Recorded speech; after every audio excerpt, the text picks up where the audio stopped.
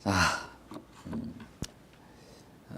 빌립보서 3장에서 바울 사도가 거짓 교사들에게 휘둘리지 말도록 하면서 자신은 그리스도 안에서 발견되고 율법이 아닌 그리스도를 믿는 믿음으로 말미암는 의, 다시 말하면 하나님으로부터 오는 의를 얻는 것, 그리고 그리스도를 알고 부활의 능력을 깨닫고 그리스도의 고난에도 동참하고 죽음에도 본받는 것이야말로 하나님의 말씀과 뜻에 따르는 것이다 라고 하는 것을 강조를 합니다. 그래서 율법으로 얻는 의가 아니라 하나님으로부터 얻는 의를 얻으려 한다라는 말을 하죠. 그러면서 12절부터 나는 아직 내가 얻은 것이 아니다. 그런 예수 그리스도 안에서 자신이 발견되는 것, 혹은 그리스도를 믿는 믿음으로 말미암는 그 의에 대하여 나는 이미 얻은 것도 아니고 그렇다고 내가 완전히 그것에 도달한 것도 아니다라고 말합니다. 예수 그리스도께서 당신에게 주었던 그 달려갈 길, 그 길을 완전히 달려가지는 못했다라고 말하는 것이죠. 그러면서 그리스도께서 나를 완전히 사로잡으신 것처럼 나도 그리스도를 완전히 붙잡으려고 달려나갈 뿐이다. 앞으로 계속 나아갈 뿐이다 라고 말합니다. 여러분, 이 12절에서 이어지는 이 단락과 그 앞의 단락, 다시 말하면 거짓 교사들이 말하는 것과는 큰 차이가 있죠. 거짓 교사들은 자신들의 육체를 신뢰하고 예수를 자랑하는 것이 아니라 자신들의 행위를 자랑합니다. 여기에는 항상 동반되는 오류가 있게 됩니다. 그것은 무엇이냐 하면 하나님도 인정할 만한 완전한 어떤 순종, 어떤 완전한 율법의 어떤 준수를 자랑하게 된다는 것입니다. 왜냐하면 하나님 앞에서 자신이 인정받을 만한 어떤 의를 도출해내야 하기 때문에 그런 것이죠. 율법주의에 빠진 사람들이 흔히 빠지는 어떤 그 오류 중에 하나라고 할 수 있습니다. 그래서 완전한 어떤 행위, 믿음도 그렇고 자신의 봉사라든지 삶의 여러 가지 정황들에 대해서 자신이 완전하고 완벽한 사람이 되어야 한다는 그런 강박에 빠져 있는 경우도 흔합니다.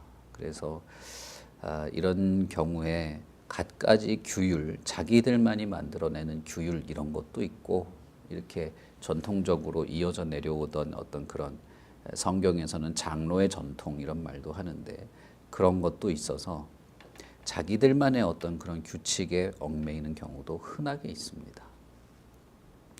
물론 그런 것들이 욕심을 억누르고 죄를 억누르고 방종하지 않도록 하는 좋은 유익은 있을 수도 있습니다.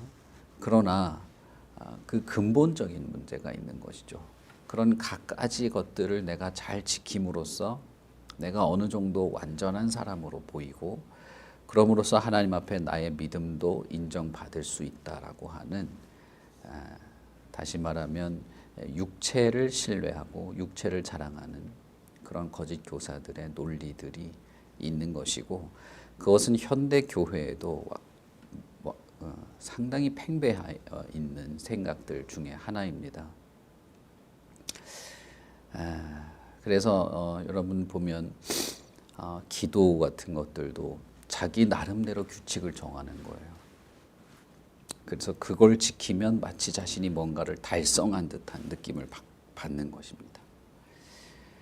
그러나 바울 사도는 나는 예수님께서 나를 완전히 사로잡은 것처럼 나도 예수 그리스도를 완전히 의지하고 붙잡으려는 그것을 내가 하려고 한다라고 하면서 자신의 모든 노력, 그리고 자신이 도달하려고 하는 것, 자신이 나아가려고 하는 것을 예수 그리스도로 말하고 있습니다.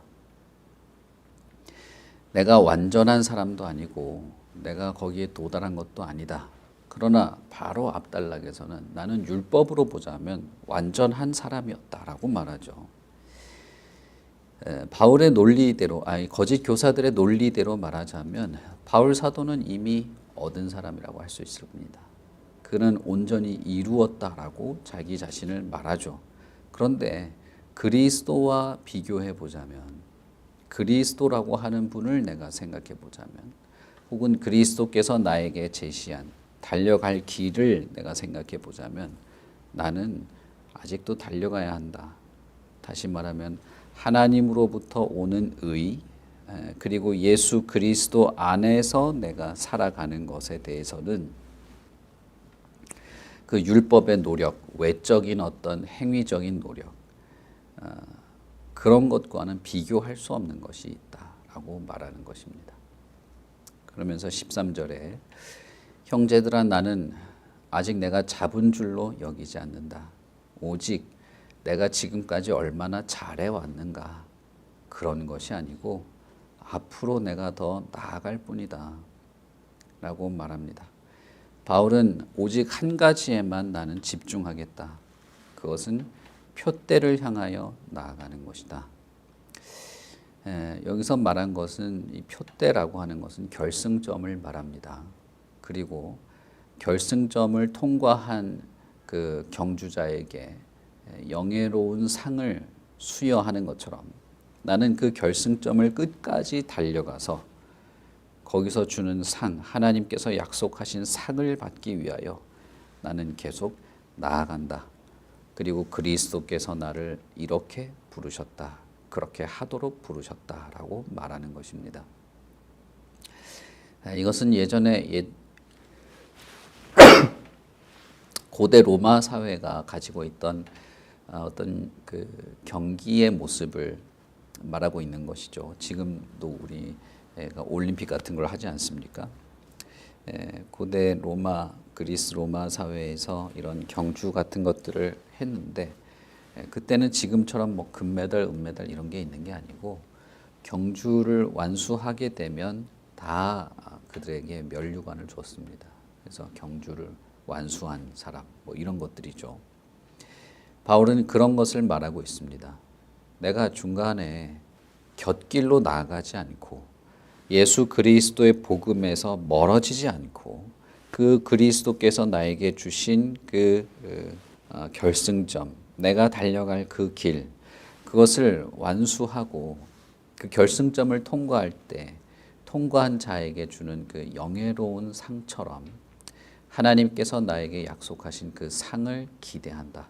그리고 그렇게 하라고 그리스도께서 나를 부르셨다라고 말하고 있는 것입니다. 그리스도 예수 안에서 하나님이 부르심의 상을 위하여 달려가고 있다는 것입니다. 그러니까 여러분 어떻습니까? 이 거짓 교사들이 빌립보 교회에 들어와서 한 말, 할례를 해야 된다든지 뭘 해야 된다든지 그렇게 해서 이 육체에 뭘 새기고 하는 그것과 바울 사도가 지금 하고 있는 말은 완전히 다른 것입니다. 내가 의롭게 인정받는 것은 내 노력이라기보다는 그리스도를 근거로 해서 내가 그리스도를 끝까지 붙잡고 있는 것, 그것이 자신의 의인 것입니다. 그리스도께서 나에게 나를 부르신 것을 잘 이해하고 그리스도께서 나에게 약속하신 것을 소망하면서 끝까지 이 복음의 일을 따라서 살아가는 것이야말로 자신이 갈 결승점이라고 말하고 있는 것입니다. 이것이 현대 교회에도 똑같이 교인들 혹은 교회를 혼란스럽게 만드는데 예수 그리스도에 대한 관심보다는 내가 어느 정도 수준이 되었는가에 대한 관심이 훨씬 많은 것입니다.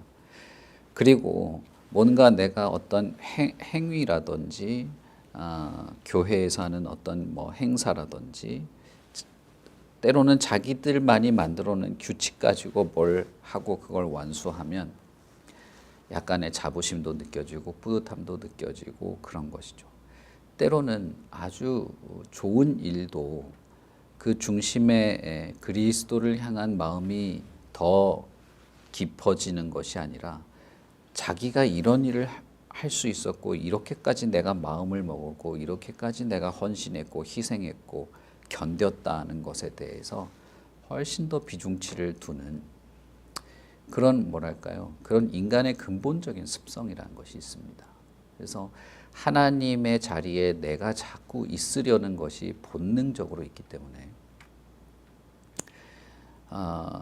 좋은 의도로 시작했거나 그것이 아주 좋은 일임에도 불구하고 결과에 가서는 하나님이나 그리스도가 아니라 자기 기분 혹은 자기 어떤 성취감 이런 것이 남는 경우도 있게 됩니다. 그런 면에서 이 거짓 교사들이 빌립보 교회에 와서 했던 이 이야기, 복음이 아니라 할례에 대한 이야기를 꺼냈을 때 빌립보 교인들이 쉽게 마음이 흔들렸던 것이죠. 바울 사도는 그 부분에 대해서 자기 자신에 대한 이야기를 합니다. 빌립보 교인들에 대하여서 어떤 경고의 메시지를 하기 전에 자신은 어떤 사람인가를 말하는 것입니다. 나는 율법으로 말하자면 진짜 흠이 없다. 나는 완전한 사람이다. 그러나 그리스도께서 나에게 달려갈 길 제시해 준 걸 생각해 볼 때 내 지나간 과거에 그렇게 대단히 유익해 보이고 대단히 완성된 것처럼 보였던 그것이 다 배설물 같더라. 나는 배설물처럼 여긴다. 나는 오히려 율법에서 발견되고 싶지 않고 그리스도 안에서 발견되고 싶은데 나는 아직까지 그 결승점에 도달하지도 않았다. 나는 계속 나아갈 것이다. 하나님이 나를 부르신 그것을 면밀히 살피면서 하나님이 주시는 그 의로움에 도달하고자 한다 라고 말하는 것입니다.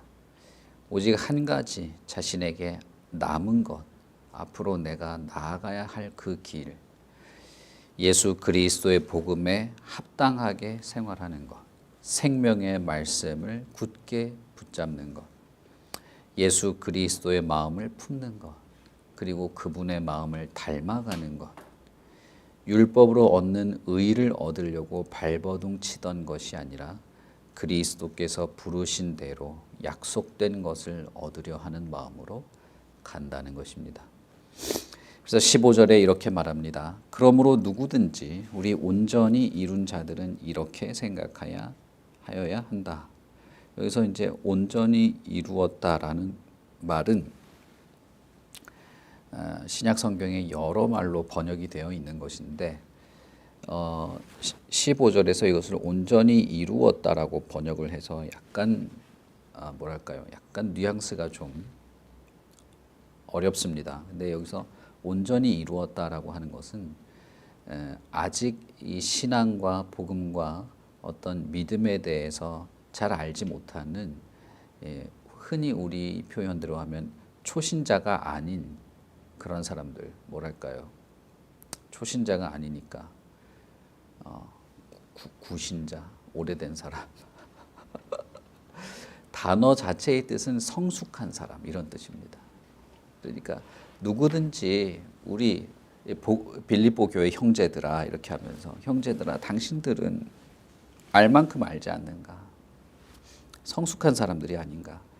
그렇다면 나처럼 생각해야 된다라고 말하는 것입니다. 복음을 처음 들을 때, 예수 그리스도에 대해서 모를 때, 그럴 때는 율법과 어떤 할례 이런 거에 마음이 빼앗길 수 있을지 모르겠지만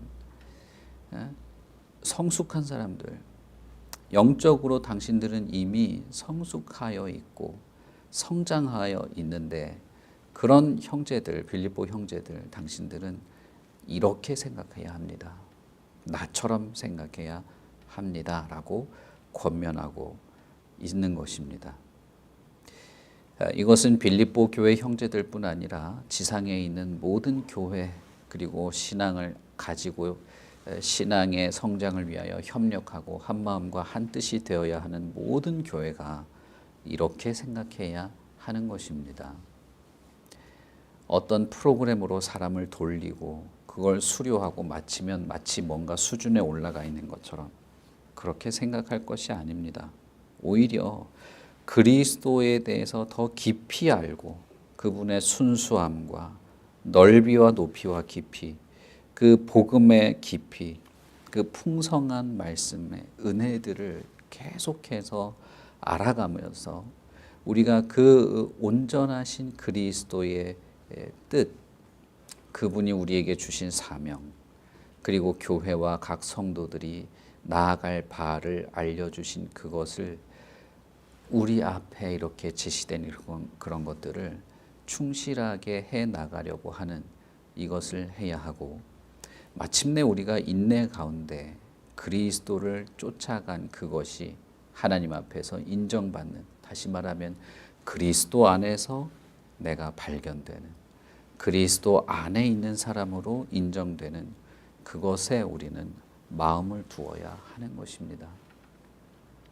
그러니 이것은 다른 사람과 비교할 필요도 없고 다른 사람과 나를 상대적으로 평가할 필요도 없는 것입니다. 이것은 결국 예수 그리스도와의 관계가 얼마나 밀접하고 가까운지, 복음 진리의 말씀에 내가 얼마나 의지하고 있는지, 각 교회 공동체가 서로 한 마음과 한 뜻으로 서로를 돌보는 일을 통해서 연약한 자는 기댈 수 있고 도전도 되고 품어주기도 하는 이런 참되고 거룩한 공동체에서 성장해 나아가는 것에 달린 것이기 때문에 그런 것입니다. 그런 면에서 바울 사도는 성도들 각 개인에게 지금 권면하고 있는 것이 아니고 교회, 너희들, 형제들, 복수로 말하는 것이죠. 거룩한 교회 공동체가 각자 도생하는 그런 성도들 혼자서 어떻게든 몸부림치면서 잘해보려고 하는 이런 걸 말하고 있는 게 아닙니다. 거룩한 공동체가 그리스도 안에서 서로 한 마음과 한 뜻이 되어서 오직 그리스도만을 바라보는 참되고 거룩한 공동체로서 성장해 나아가야 하는 것이고, 그렇게 함으로써 각 교회에 속한 형제들, 믿음의 성도들, 개개인들이 서로 연합해서 자라나는 일들을 힘써 할 수 있는 것입니다. 그래서 빌립보 2장과 3장은 그런 면에서는 어느 정도 연결성이 있다고 볼 수 있겠죠. 갑자기 뜬금없이 왜 3장의 내용이 나왔냐 이렇게 할 필요가 없는 겁니다. 그리스도 안에서 우리는 지체이고 한 몸이 되고 그리스도를 머리로 하여서 그리스도의 장성한 분량까지 자라날 자들입니다. 바울의 편지에서 자라난다는 표현을 쓸 때 언제나 마디와 마디가 서로 연락되어 자라나는 것으로 표현했습니다. 에베소서에서든 어디서든 항상 그랬지. 각자 혼자서 어떻게든 신앙생활 잘하면서 좋은 사람 되보라는 그런 식의 어떤 성장을 말한 적이 없습니다. 그러므로 이 모든 권면의 가장 중요한 첫 번째 대상은 교회 공동체인 것입니다. 그래서 15절과 16절은 우리라는 말을 사용하는 겁니다. 우리는 어디까지 이르렀든지 그대로 행하여야 한다. 만일 당신들이 내 말에 동의하지 않는다면, 너희가 달리 생각한다면 그것조차도 하나님께서 밝히 드러내실 것이다. 무엇이 바른 길인지, 어떻게 갈 길인지 하나님께서 할 것이다. 그러니 오직 우리가 현재 어떤 형편에 있던 어디까지 왔건 우리는 그리스도의 복음에 충실해야 한다. 그리스도를 향하여 나아가는 그것, 하나님이 우리에게 약속하신 그 의, 그리스도 안에서 우리가 살아가는 그 모든 것에 변함이 없어야 한다라고 말하는 것입니다. 우리는 3장 1절부터 16절 사이에서 한 가지를 더 생각하게 되는데, 그것은 무엇이냐 하면 바울과 함께 믿음의 그 사명을 충실하게 수행해 왔던 빌립보 교회조차도 쉽게 흔들렸다는 것입니다. 유대에서 온 몇몇의 교사들에 의해서 그리스도의 복음으로부터 신속하게 멀어지는 일들이 쉽게 일어났다는 것이죠. 바울의 다른 편지에서는 이런 문제에 대해서 바울이 상당히 이렇게 개탄스럽게 말하는 것을 알 수 있습니다. 어째서 복음으로 시작해서 율법으로 마칠 수가 있느냐, 이런 말들을 하게 되죠. 그런데 그것이 우리들 앞에도 동일하게 있는 어떤 연약함이죠. 제가 어저께 연약함에 대해서도 변명하는 말이라고 말씀을 드렸는데, 항상 우리는 뭔가 대단히 쌓아 올린 것 같고 견고한 것 같고 흔들리지 않는 것처럼 보여도 실제로는 그렇지 않은 겁니다. 누군가 옆에서 뭔가 엉뚱한 소리를 해도 금세 휘둘리게 되는 것이 우리들이다, 그런 생각이 듭니다. 하나님의 말씀과 진리를 오늘은 내가 그 앞에서 사로잡혀서 살다가 내일 아침에는 완전히 아닐 수도 있는 겁니다. 오늘 내가 하나님의 은혜에 감격하여서 온 세상이 하나님인 것처럼 보였다가도 바로 다음 순간에 죄에 굴러 떨어질 수도 있는 것이 우리들입니다.